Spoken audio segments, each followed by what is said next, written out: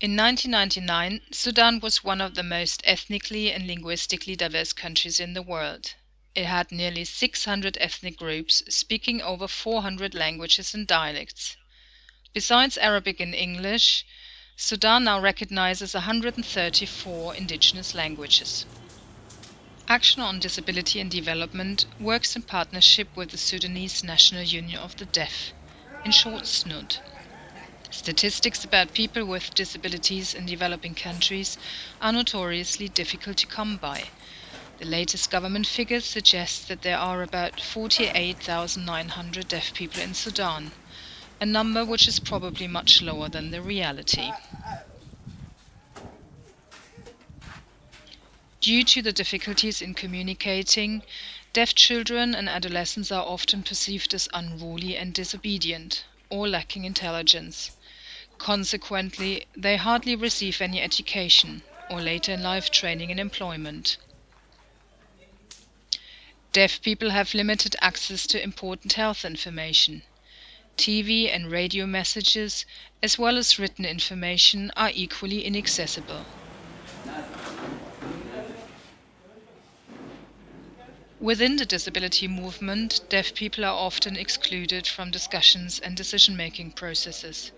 They receive little recognition for their contributions. Deaf people find themselves fighting against discrimination and neglect by both the general public and their disabled colleagues. It seems logical that sign language should play a crucial role in the advancement of deaf people. But which one? Yes, there are many differences between, even in northern Sudan and in southern Sudan. Yes, there is different signs, and also in eastern Sudan, there are different signs from northern Sudan to eastern Sudan. For example, in 3 states alone, there are about 150 different sign languages, often spontaneously developed by families to be able to have basic communication with their deaf children and relatives. Language. I think that before a long time,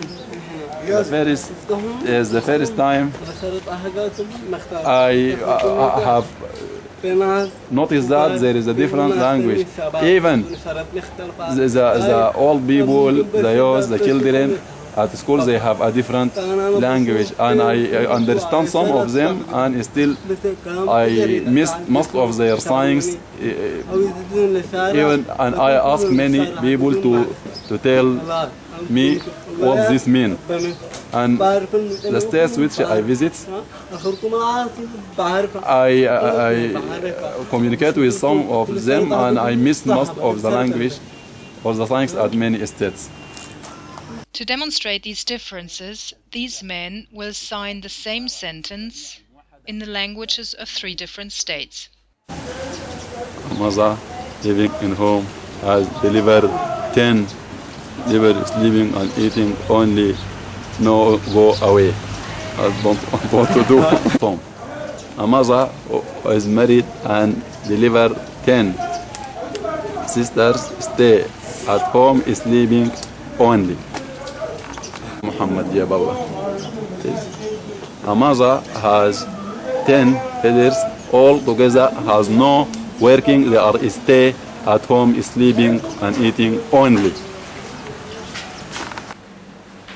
In consultation with a wide variety of regional organizations of deaf people, SNUD has developed a unified Sudanese sign language that has now been endorsed by the national disabled people's organizations as well as relevant ministries.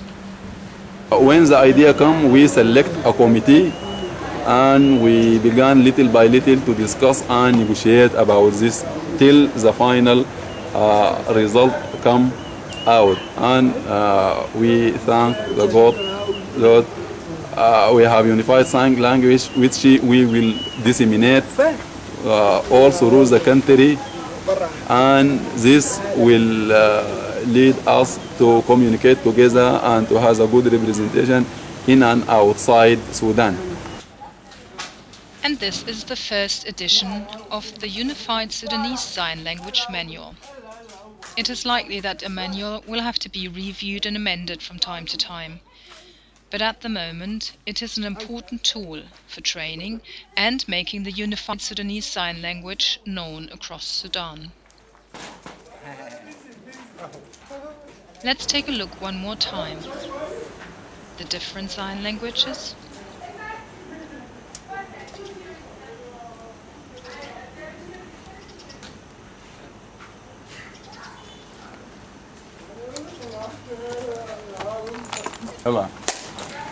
And the Unified Sudanese Sign Language.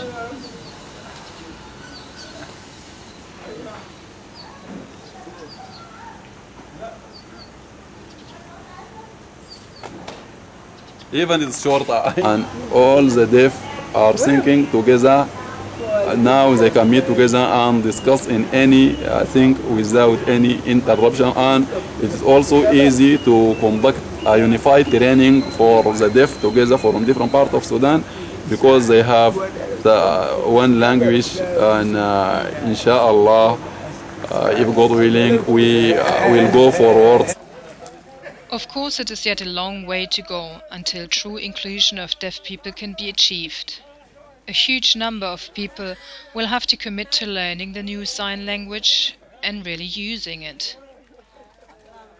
It is obvious that sign language is only part of deaf culture and should not, indeed will not be seen as the sole component of it.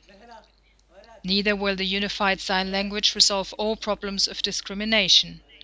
However, language in whatever form is expression of life, giving meaning to it, and is therefore the glue that can connect people and make them part of one inclusive society.